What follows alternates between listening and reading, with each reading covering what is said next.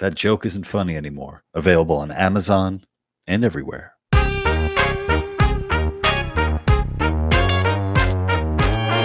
Hey guys, welcome back to the Lou Perez podcast. I'm your host, Lou Perez, and today I am joined by comedian and author. One of his books is Finding Your Funny Muscle. Please give it up for Mr. Mike Lukas, everybody. Whoa, thank you. Oh, please stay seated. I know my live studio audience hanging out on the back. That's what I call I have my little my little bicycle here, so I got a little ghost just on it. Cheering us on. It just mocking me for not doing exercise. Well, I just set this one up, so it's hardly used. No, okay, good. It doesn't have any dust on it yet. Yeah, not yet. But it does have, like the stereotypical laundry on it. Like there's a hat. Is that what it looks like? Yeah, there's a little hat on there. Is that a hat? I thought it was like a heating pad or something. It does. I was on the other day for like an hour, and it's not like I go crazy, like I'm, checking email and shit. And my God, man, my ass was like numb. And, And I don't know how guys, do the like road bike riding, and all that. Like I felt like there was muscles in my ass that I haven't, felt before. And it's in not a sexual way. No, I get it. It must be cool. I'm born with non-assitis. I have no ass, so it basically whatever I'm sore, it's just because the bones are hitting whatever I'm sitting on. Uh-huh. So I need to do some squats. Yeah. So yeah, we'll see. I mean, the seat, it is what it is, and maybe that's the way to tell yourself, like, okay. The pain is a sign that something's happening. You're taking some control. And from what I remember, the pain is only there for the first week and a half, and then you once you develop the habit of whatever you're doing, what I would call it looks like oven mitt bicycling. Mm-hmm. Then your muscles start to the lactic acid doesn't build up as much, and that's what causes that soreness. But that's just what I've read. Yeah, what I need is a little kind of like hand to go right in the front of it to cup my balls while I'm doing it. So I think that would if anybody out there, if you have that, I'll actually start to exercise as well. I've been married for 20 years. I could use a good cupping. There we go, just a cupping, just a slight gentle cupping, while I'm trying to exercise while I'm checking my email. Yeah. Well, it's so funny. We're both comedians, and I know we have. Bits about relationships and stuff. And what I find, sort of as I've gotten older, I don't know if it's me becoming more of a perv or me just kind of getting, I guess, aroused by like small things that back in the day, you'd be like, oh man, I went out with this girl and, she all she would do is this. And it's like, sometimes that's all I want. Right. It's like, you don't need to go crazy. Sometimes it's just, a little weird thing here and there, a little cup. That's it. I'll just take the basic package, please, whatever that is. Yeah, exactly. I don't want to go extra. Exactly. So Mike, we were talking a little bit right before we started recording about, being a comedian and an author. And you brought up something about how, things are really different now and that it's so much easier to self-publish and whatnot. And is that how you went about doing your books? Are they all self-published? Yeah, I at first I was thinking I was going to go through a literary agent, and then I realized how difficult that was. And the book I started publishing, I have 7 books published. And so the 3 of them, actually 4 of them are Funny Muscle series books. And one of them is a short story collection. One of them is a nonfiction about joy. It's sort of a self-help book, sort of a cranky comedian's attempt to give you a daily joy strategy. It's called the Daily Joy Strategy. And then the one I just did, which is you can't really see it behind me, but there's a giant version of the cover. It's a martial arts vigilante crime thriller called Spin Kick: The Hiss of Death. And I wanted to write an airport book. I wanted to write a book where you buy it and you get on the flight and you can't put it down until you're landed and you can get through it because it's not difficult, And so that's what this book is. It's a combination of like a Jack Reacher meets Kung Fu. Remember David Carradine's old show. So I sort of combined those two and created this world where these 5 different characters combined into one scene at the end. And so it's fun. It's a really good book. And but this, just to get back to your question, the self-publishing, I want to be like the prince of self-publishing. Well, how he sort of got rid of the middleman in the music industry. Are you gonna get slave in a beard on your on the side of your cheek? Just to get out of my contract that I'm in right now. Yeah. But yeah, right. He really made. I mean, that's the thing about what he did. It was really brave, and he had the guts to say no to the middleman and say, I'm going to try to create content myself, and then I won't sell as much of it, but I'll get a bigger chunk of it. And that's the trade-off that you get with this self-publishing and self-producing in the music industry, I'm guessing. But it makes it real easy. The KDP, which is the Kindle Direct Publishing, has a great site, and they make it real easy for you. The only thing you have to do is you have to bow down to the devil. You know, Amazon is considered the devil in a lot of cases. So a lot of people like kind of turn their nose at anything that Amazon produces. But I find that the quality is excellent. I find that they do print by demand, so I don't have to buy 500 books and hope I can sell them one at a time. Right. I can buy author copies as well at a cheaper version, and so it's worked out really good. What about you? Are you self-published, or do you have a literary? I don't have an agent, but my book was published by Bombardier Books, Post Hill Press, so a legit agency. And I have a buddy of mine who's an author, and we talked about just how abnormal sort of my experience has been in publishing, and that. So for those who can see, I'm redoing my office, but I have a poster of my book. That joke isn't funny anymore, and then below it, you can't tell what that is, but it's the article that I got published in the Wall Street Journal that led to the book. So I had, I guess, for years I've been doing comedy, in particular online. So there's a lot of examples of people watching my stuff and enjoying my work. So that probably made it easier for, a publisher to look at and be like, oh, we could probably, work together on this. So I had a great experience with, David Bernstein from Bombardier Books, he was a Facebook friend. And just because we kind of knew similar people, like in the New York area, we just became Facebook friends. And then when my article was published in the Wall Street Journal, I was sort of, I was like, oh, wouldn't it be cool if I sent this to David, and David was like, you should write a book. And then that's exactly what happened. Like, wow. I sent it to him. He's like, you should totally write a book.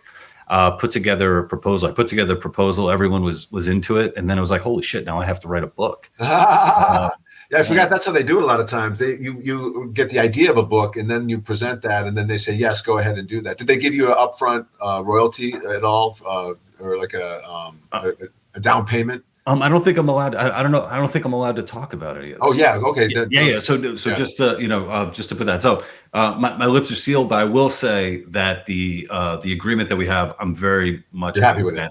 Very happy with it. Yeah. Yeah, and they've been excellent for sure. And I'm all nosy about your personal business. How much did you make on that book? What did they give you? Did they give it to you in pennies? I've known Mike for 10 minutes, and he's about to ask me for money right now. He's like, "Are you ready to make an investment, a new investment?" Listen, I just want to talk about Bitcoin for half a second. Crypto.com is my sponsor. Yeah, I had an author on, Devon Eriksen, who has a book called The Theft of Fire, which is like a sci-fi movie, and he and I were talking about self-publishing, in particular when you start to do the numbers, and just how many, like if you do get an upfront some upfront money, you need to sell so many books to cover that, and then you get whatever. That's what people don't realize. They're not just giving you money; they're giving you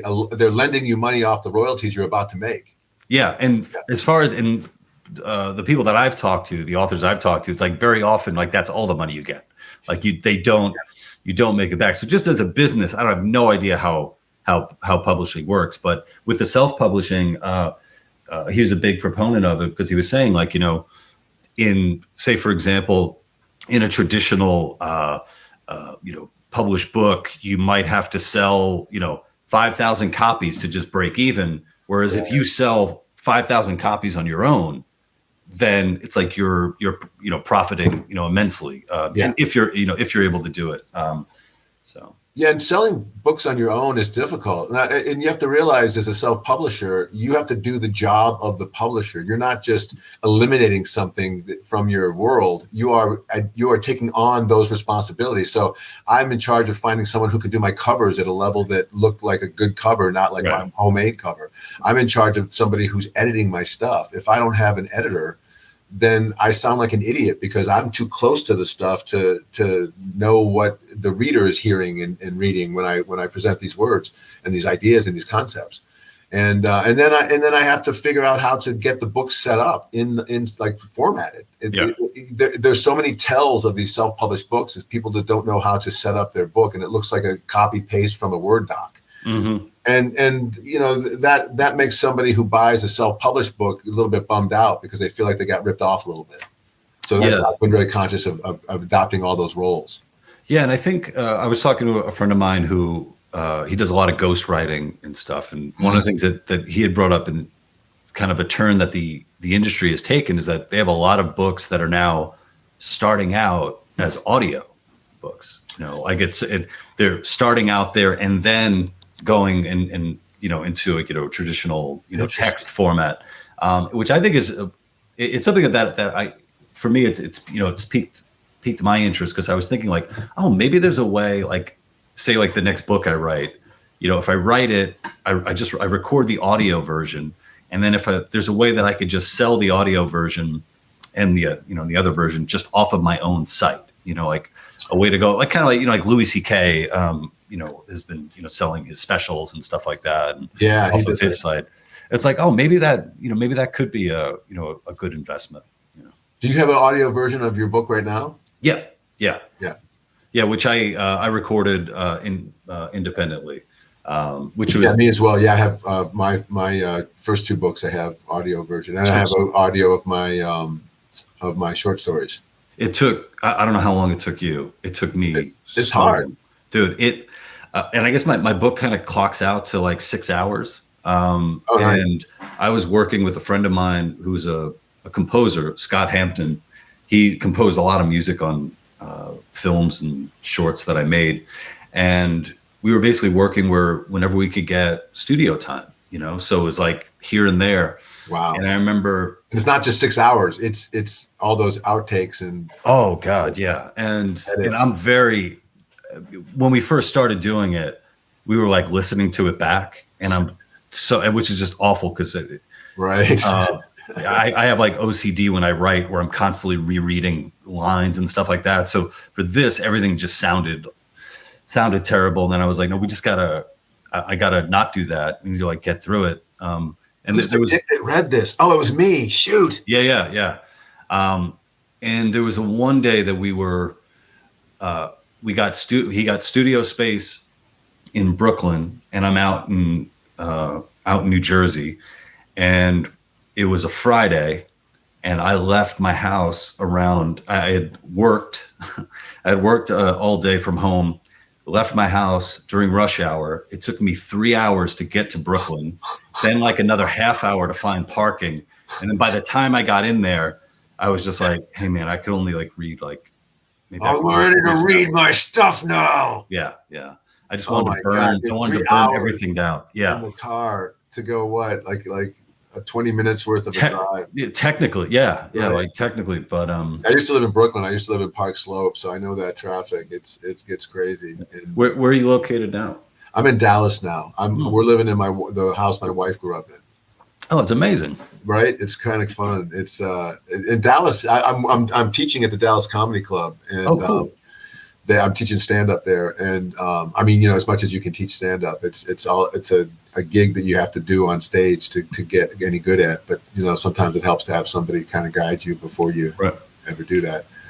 But yeah, Dallas they've got a great comedy scene here that's growing. Oh yeah, Hyenas, I know. Yep, yeah, the two improvs, and if you count the surrounding area, the Dallas-Fort Worth area, there's I think 11 solid clubs in this town. So you can really now. I took 10 years off of my business, not to sidetrack the story here, but I took 10 years off to help co-raise my two children. I've got two teenagers that I'm helping to raise with my wife, and I got to the point where I was traveling so much that I would come home and I'd say, "Hey kids, it's me, Dad," and they would be like, "Remind us." Yeah. Right, and it was just sad. It made me sort of like I felt like I was missing out on it. So I took 10 years off, and that's when I began to write.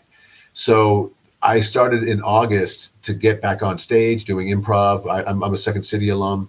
And so I do improv, and I also do stand up. And so I found this Dallas Comedy Club, and they have all of it. And so I'm on their house improv team. I'm teaching now their stand up classes. So I kind of I'm doing nothing. Now I'm doing everything. Yeah. Oh, so that's awesome. It's a great scene here. And they've got a lot of really great comics. And I mean, it doesn't challenge the New York comedy scene. Obviously, that's where you go to really enrich your career. But it's definitely going to be challenging Austin, which is, a big hot scene right now. Yeah. I did a gig at Hyenas some years back. And I often go, I've been going into Dallas to do, Dave Landau has a show on the Blaze, which is a great show.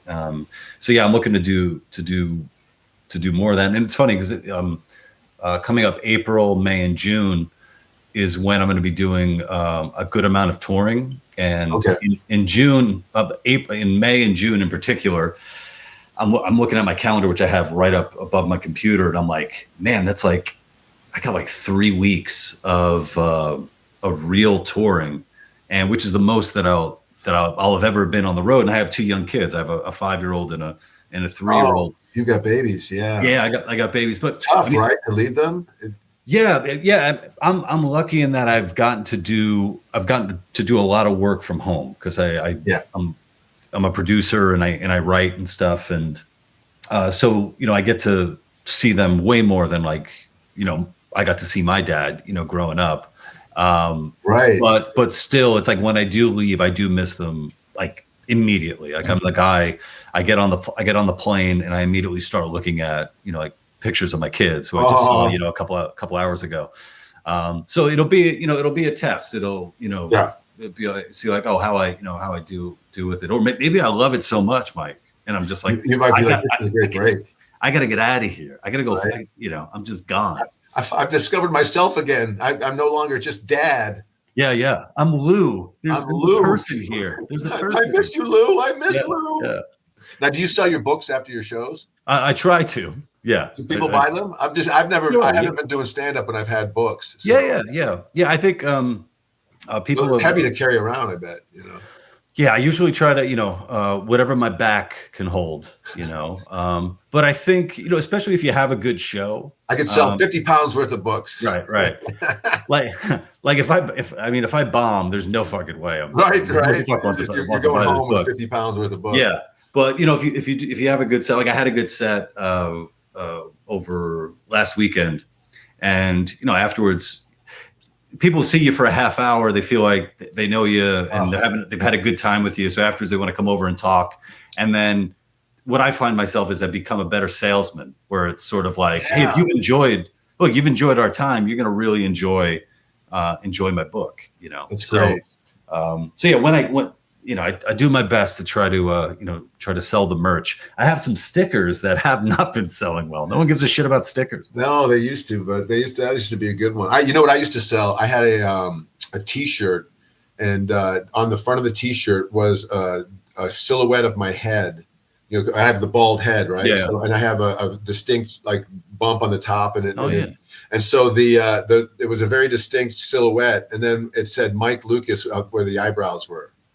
And then that's it. That was the whole shirt. And I used to sell tons of those shirts for $20 a piece. I was like, who the hell wants to wear Mike Lukas on the front? But they were like, oh, I love this shirt. Yeah, they show them to me now if they see me. Like, hey, look, I got your shirt. Oh, that's awesome. Signed with my chicken scratch on the side, you know. Yeah, yeah. Well, yeah. I guess it's something.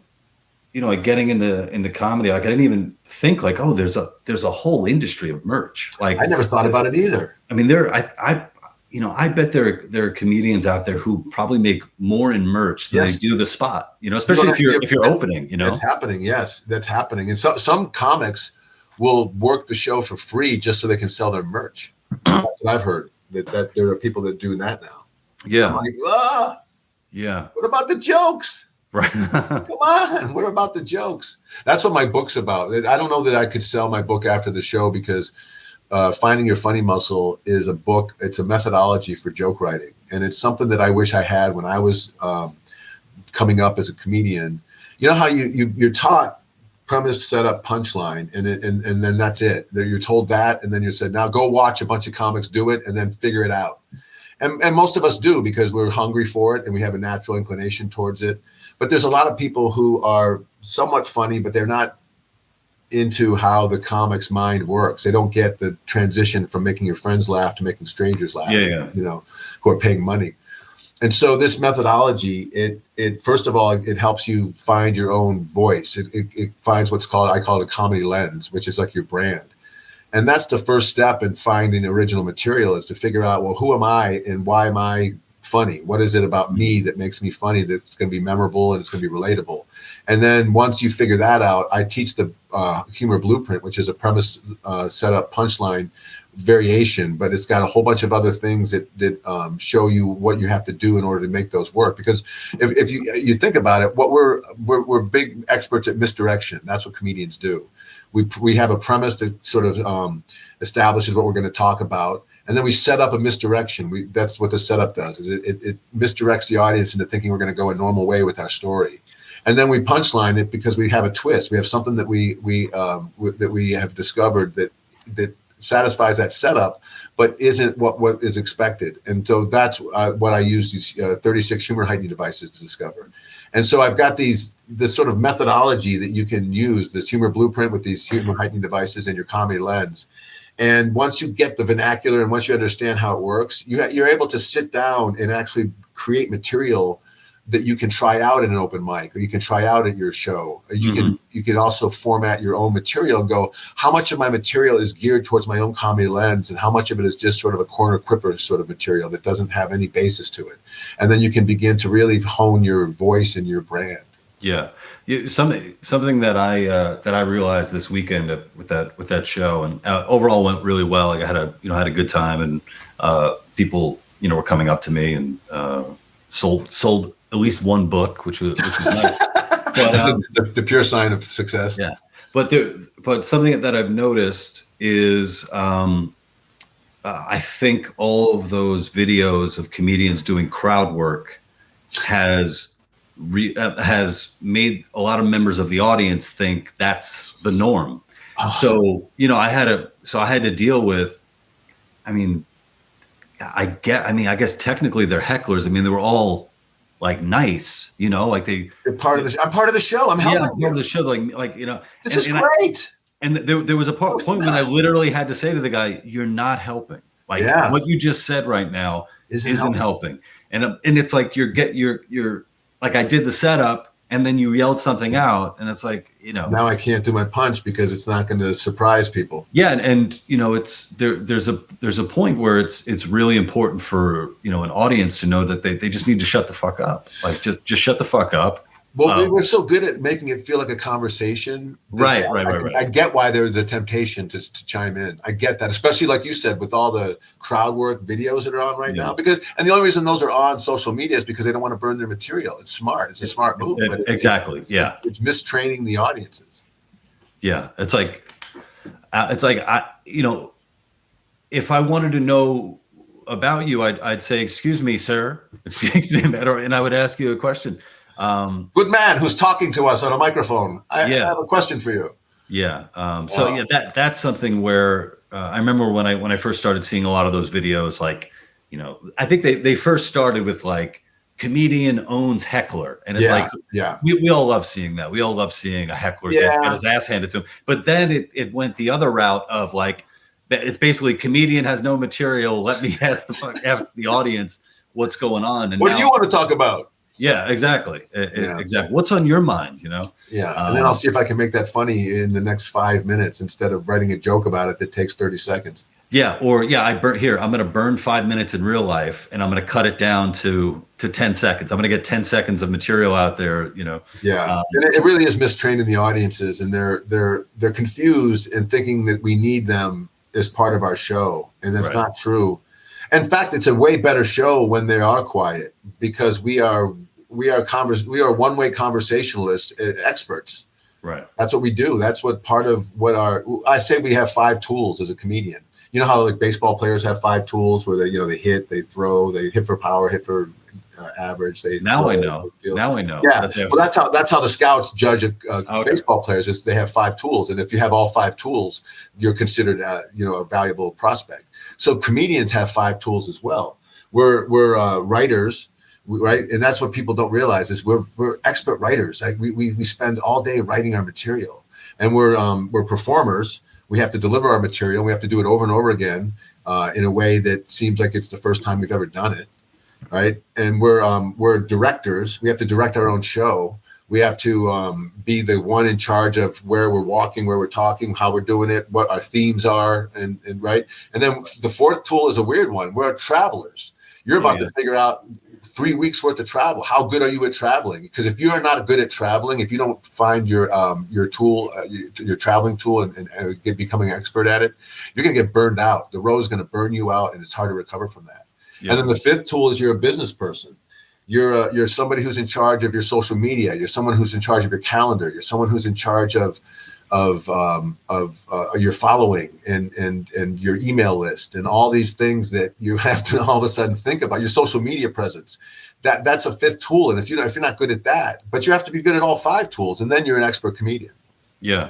Yeah. With the, on the business side of it, I'm putting it out there for, if you're a fan of Mike's, if you're a fan of mine, I'm looking to work with, I'm looking for a manager, because I've been booking all my own stuff. And so, and a good amount of it is like good paying, solid gigs, but it's like a full-time job, having to reach out to follow-ups. Sending out your EPK, just getting your name out there to the bookers. It's a full-time job. That's why managers charge you 10 or 15%, because or sometimes a manager may charge you 30. You might just need an agent, somebody that's just going to handle your booking. But you're at the level now where you would want a manager who's going to manage your career, who's going to have a big picture view of what you're trying to get. Yeah. Yeah. So, hey, if you're out there, and even if just lie to me too, if you have no experience, just fucking lie. Just lie. Pretend like you can do me a good job. Yeah. I've reached out to people. I have this habit of kind of reaching out to folks I know with opportunities, about working together. And I was talking to this one guy who, had experience, booking tours and stuff like that. And I told him, dude, what percentage do you normally get? And he told me, and I'm like, okay, I'll do it for more. I'll pay you more. I just want to, start booking gigs. And it's like radio silence. It's like, well, if you're not looking to, and this was somebody who was in need of a job, in need of money. So right. It's not easy to get. It's hard to book gigs, man. It really is hard to book gigs. In fact, I've written a book one of my books that I'm writing, this is the author copy, because you can see the script that says not for resale. But this is The Business of Comedy, 21 things every stand-up comedian should know about the business of stand-up comedy. And it's my lead magnet. I'm giving this away for free if you just give me your email address, so I can collect people that are new comedians and people that are looking to get in the business. But this has it's got how to begin to book your gigs. How to start getting yourself in front of bookers, and then also it talks about the difference between a manager and an agent, and when you're ready for each. And you sound like you're ready for that. And the problem is it's hard for people to get gigs right now. There's not a lot of there's a limited amount of comedy clubs, but they're being filled by these social media people. So that's who you're challenging, is the social media experts. And so what's happening though is, and this, if you're at all an experienced comedian like you are, you already know this, but it's easy to get booked for a gig compared to getting rebooked. So getting asked back is what the real challenge is, because you can go in there because you bullshitted them and you can get on their stage. But if you can't fulfill the job, you're not going to get asked back. No, exactly. And, something I wanted to talk to you about, if anyone, follows you on YouTube, I mean, like you did late night shows. You were on Leno, you were on Conan. Did you ever do Letterman by any chance? No, that was always what I wanted to do. But I when I lived in New York, I realized that I'm not a New York comic. I was more of an LA guy. I'm more like cha cha cha cha cha. And people in New York kind of looked at me like I was a weirdo. And then when and Letterman books a lot of like New York guys, like they're that sort of sensibility. And I love the New York comic. I got Louis C.K. and I guess you could technically call Bill Burr a New York comic, even though he's a Boston guy. But I love that style. But I love Chris Rock. When I was in New York, I saw Chris Rock do just a fun set before one of his specials, and I watched him work out some of his material. And I was just like, yeah. Like, how did you turn that in from what I saw into that gold that you mined for your special? So, but the book though is an attempt. This thing is an attempt to get more people to listen to my podcast, which is the Funny Muscle podcast, which is we gear it towards newer comedians trying to get a break in. We interview comedians like yourself. In fact, we'll have you on as a guest. And we interview about your writing process and how you create material and what your comedy lens is and how your brand is working for you and all those kinds of questions that we ask. And it's really interesting because every comedian has their own sort of take on how they do this business. It's a real personal journey. Yeah. One of the bits that I saw of yours from a while back, but it still holds up, is just how the hardest part about breaking up is moving out. And so I was just referencing that bit because she just broke up with her boyfriend. And she goes, I kept thinking of you. It's so true. It's I had a short web series that my partner and I had written, a while back, and it was a breakup, and the guy purposefully left stuff at the apartment so he would have a reason to come back. That's funny. And I think it was like, I think like the first episode, there's like a knock on the door and it's a delivery guy, and the delivery guy brings like this huge like piece of like exercise equipment, and it's obvious, and then we find out like the ex-boyfriend ordered it to the house, to the apartment, and the whole thing is like, why the fuck would you do that? You moved out. My bad. Oh man, sorry. It's just God, you look good. You look so beautiful. God, you look beautiful. This address is just on me. Right, it's etched in my mind. Sorry, it's just muscle memory. Exactly. Speaking of muscle memory, I love you, baby. Why can't we work this out? Yeah. That bit is fun. I lived with the woman, and when I moved out from her, I realized what a commitment it was to when you live with somebody. I said you either have to work out all your problems or you have to move out all your stuff. Yeah. You have a lot of stuff. That's a commitment. Yeah. And so, then I go through the whole thing about, I'm getting my stuff. I'm getting out of your life. I'm getting my dishes and plates. I'm going to wrap them up individually in newspapers. I'm going to pack those away in some boxes if I can find them. I'm going to go to the post office and get some change of address forms. I'll get a U-Haul for this sofa bed. Shoot, look, we can work this out. Right. With when you were you were out of stand up for a while. You say like the past 10 years. I mean, when you made that choice, obviously it was family related. You got to be with your kids. What is it like when you're on Leno, you're on Conan at a time where being on Leno is being on Leno, being on Conan is being on Conan. Conan, like looking back and like kind of giving that up, it seemed like a tough move. Yeah, it's funny. The way it sort of unfolded was I was doing radio. I was sort of not out of comedy anyways, but I did Second City for a year in Vegas with my roommate was Jason Sudeikis. We were on the same stage together. It was a lot of fun. And Kate Cannon, who's also a big name now, and they were my two roommates. They were a couple at the time, and we worked in Vegas. And then I was in LA for the rest of that time. And I was doing a radio show with my wife, who's my wife now. And it was called Cracking Up with Gretchen and the Lukes. And it was a weekly radio show on CBS radio. And so we were gearing that to be our big thing. And then what happened was that was on 97X, which is the FM talk station that Adam Carolla was on.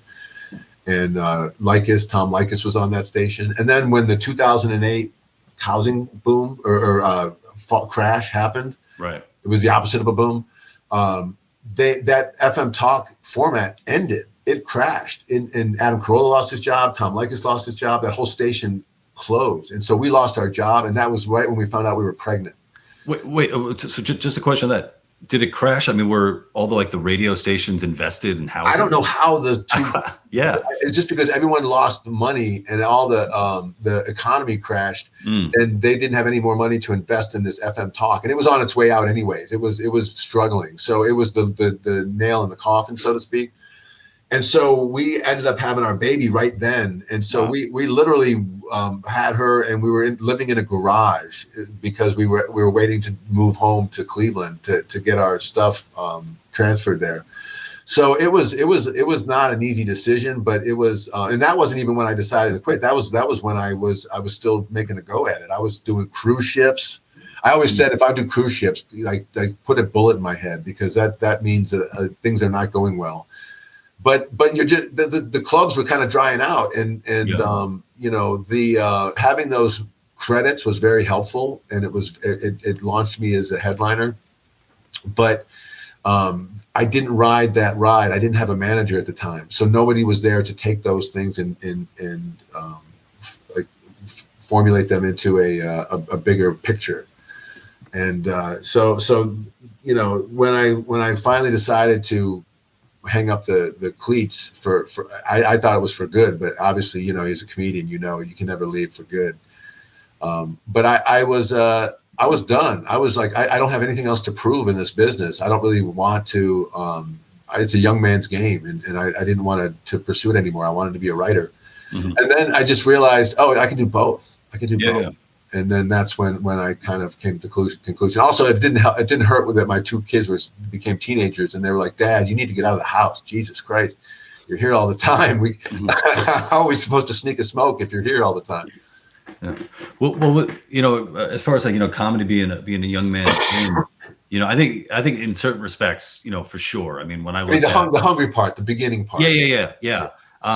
But it seems like it's a thing where. You look around at comedians and you're like Nate Bargatze, and it's like, I remember seeing Nate, God, how many years ago he was hosting a bringer show at Caroline. So a friend of mine was on the show. So I was one of the brought to the show, and he was hosting, and God, that might be over 15 years ago.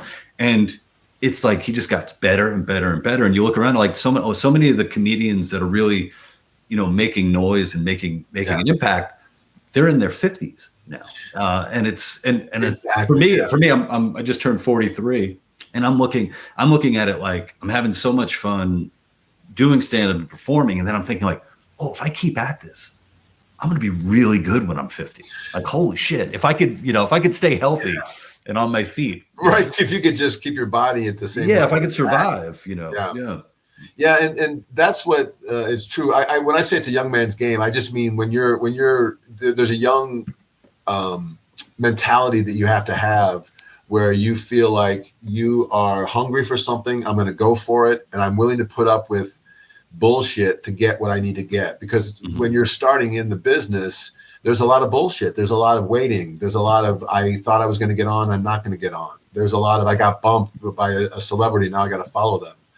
There's a lot of difficult parts. I got to travel and be away from home, but I'm only an opener or a middle, so I don't have a lot of budget that I can travel nicely with. I'm taking trains, or I'm driving my car 9 hours to get to my gig as opposed to flying. Or sometimes you're the driver. I mean, that's how I have to drive. That's how you get to on the I got show. The gig. I have a car. Yeah. In New York, that's a big deal. I heard. If you can drive people to the gig, you're an automatic middle. Mm-hmm. But but yeah, it's definitely something that the more experienced you are, the better you are in this business. And you can't discount somebody who's older in the business, because if they've been doing their work, if they've been getting their reps, they're the ones you want to watch. They're going to have a solid show every time. Yeah, I got to open for Rob Schneider on the road, which is just an insane experience. You know, getting to do my 15 minutes, do very well in front of the audience, and then hang on and watch him do an hour plus. It's chill, because they're like, oh my God, it's the guy from the TV. Yeah, but what's crazy is like his stand-up act though is so different from, I guess, a lot of the movies that people have seen. He's an oddball. Like I remember him doing Elvis on a fish hook. Here's Elvis on a fish hook. And the man can sing. Yeah. Oh, I didn't know that. Yeah, just a super talented guy. And how old's Rob? Rob's probably maybe close to his late 50s. Maybe probably, close to 60. And it's like, holy shit, he's doing it. And he's doing it, and he's doing it really well. So I feel like. When it comes to like all the different, genres of entertainment, stand-up comedy is one that might be a little bit, more forgiving, for the older comics. And then plus you have audiences that also grow up with you. You know? So that's true. So and the audiences are growing from the boom of comedy in the 80s to the post boom in the 90s to the decline in the the OOs. And then to the resurgence that it's feeling now. And I think a lot of real true comedy fans are along for the ride. And there's some that have never been to a comedy. Have you ever, isn't that shocking when you when you meet someone, this is my first time at a comedy club. Like, really? Yeah. What have you been doing? Right. I go every night. Yeah. And I think that, so much has changed too, as far as, like when you were on, when you were doing late, the late shows and stuff. Nowadays you don't ever have to do a late show to have a really successful career in comedy. There's so many different, different outlets out there. And the other day I posted something about, gauging like my own success. And like, I have a lot of friends of mine who are super successful.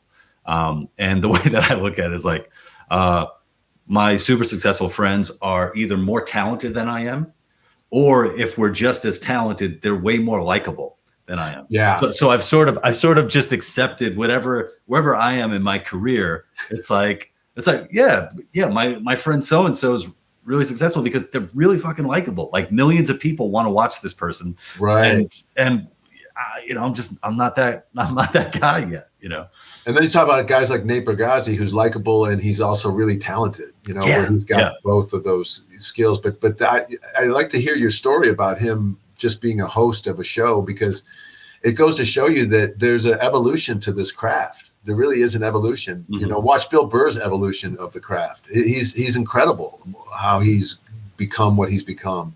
Yeah. Watch Louis C.K.'s evolution of craft. Watch Jerry Seinfeld's evolution of craft. It's really cool to see it. Even watch Larry David's evolution of his craft, because he, from what I hear, he was a really particular comic when he was. I don't know if he had the best. I don't know if he had the best temperament for he stand-up comedian. He would audience and he would just leave. Yeah. I always wish I had those kind of guts. I mean, like where I was so clear on what I wanted to do and how I wanted it to go, that I could make decisions like that and not care. And he was, had a bigger vision than I ever had. Yeah. It's so funny, looking back at, like when I started, doing open mics and, first started getting booked on shows, like, I'm doing open mics and, Mark Norman is doing open mics with me or doing shows. And, just to be able to look around and see like, there's a reason why, he is where he is, because he's not only like, a brilliant comedian, but I have a sense of how hard he worked, getting time wherever he could, a spot wherever he could, always trying new jokes and stuff, and fearless, grinding when at the time when you're supposed to grind, and do it. And for not a lot in coming back, it's in some ways a thankless craft when you're on your way up, but when it's thankful is when you get that crowd going, and then they're after the show, they're like, oh my God, why aren't you famous? Oh my God, Yeah. If you can have those shows, then you have little bumps of yay, I'm doing this and it's okay. Yeah, I did a show. There's a comedy club, Flappers, in Burbank, California, and it was a bringer show. And I forget how many I brought, but whatever. I was able to do my time, and I had a 6-minute set. So I did my 6-minute set, and I got a standing ovation in this little room, the tiny room, in Flappers. That's great. But like stuff like that happened, and this is like God, how many years ago, but it's like. It's like, oh wow, that really happened. Like like the whole room. That feels great though, doesn't it? It feels like it solidifies what you're doing, and it says, hey, you're on the right track, my friend. You're on the right track. Yeah, and you know what? I'm trying to remember who was headlining that show, because it was, it was a bringer show, and then they would bring in real comedians. So I forget if it was Dat Fan or Damon Wayans, but it was. Because I had done another spot there too, and Damon Wayans had headlined, and I think that's another thing that's really cool about stand up as well, is that you could be in it for 5 years, and you do a spot, and then you're on technically you're on the same bill as fucking comedy legends, right? And it's wild, like and it's a lot of responsibility. You have to do a good show. Yeah, I want to be worthy of this. This is an honor. Exactly. You're using the same mic, unless they do a weird thing where they bring their own microphone or wipe it down or whatever. You're in front of the same audience, right? And that's something that I think is pretty special when it comes to stand up versus all the other art forms, And stand-up is such an equalizer, because even if you're a celebrity and you're great, and likable and all that, if you don't deliver stand-up that makes them laugh in the first 5 minutes, they'll give you the first 5 minutes for your celebrity, but then after that, they're going to be like, next, boo, you're not funny, move on, And typically, if you're at that level, you don't phone it in like that.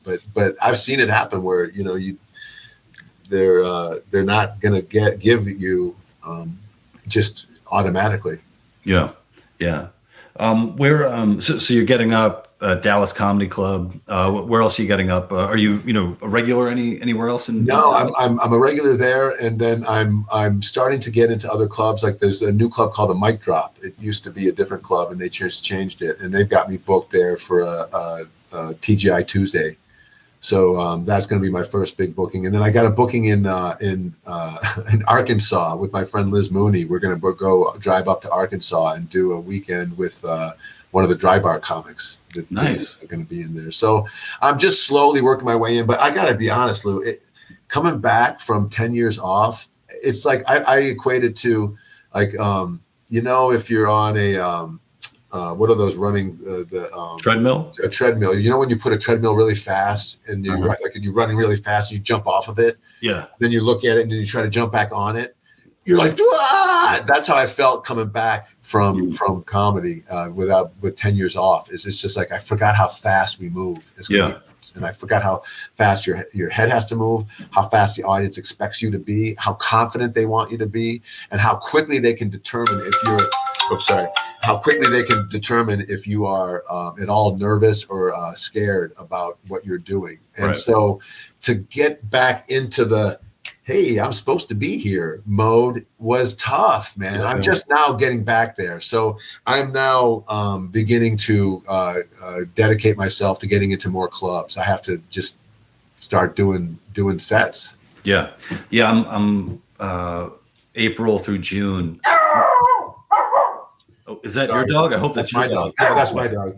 I'm like, I don't know where that monster came from. If that's on the mailman showed up, and so our dog is protecting me. What a stereotype your dog is, huh? Right? He's such a hack. He's such a hack. Like, Daddy, the mailman's here. I should bark. No, come on. Quack like a duck if you're going to be original. Right.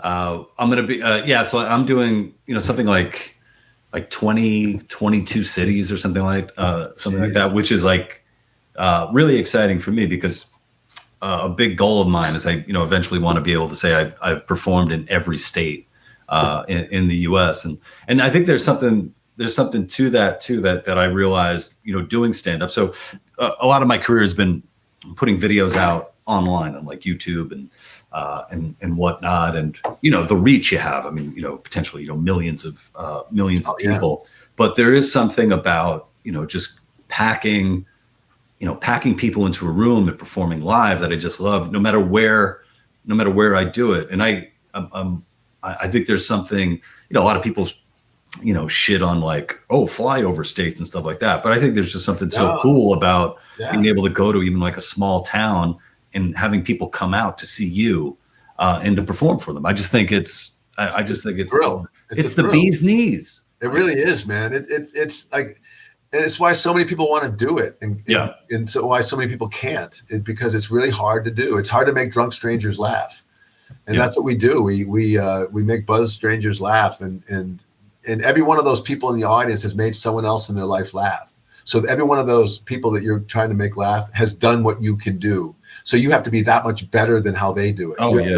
You have to outguess them every time, and that's what we're paid to do. We're clever, man. We spend time putting this act together to surprise you. So shut the fuck up. Yeah.